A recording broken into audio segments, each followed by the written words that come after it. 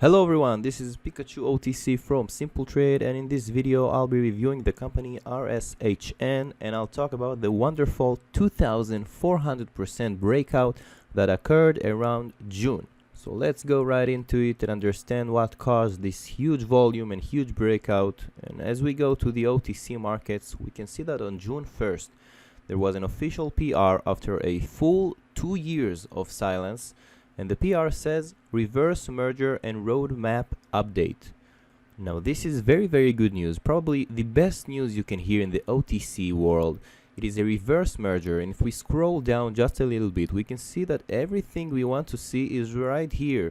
Pin current coming, attorney letter coming, professional sales marketing video in progress, spin-off in subsidiaries, acquisitions, LOI, reverse split reassessment. So everything is here. Very good news overall.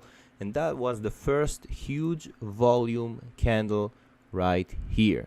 Now let's go over the second breakout that occurred on June 7th. And as we go to the OTC markets, we can see that there is another PR that says sign binding letter of intent to acquire laboratory and target additional laboratory acquisitions. So if we go inside the PR itself, we can see that they acquired a privately held laboratory with $10 million annual revenues.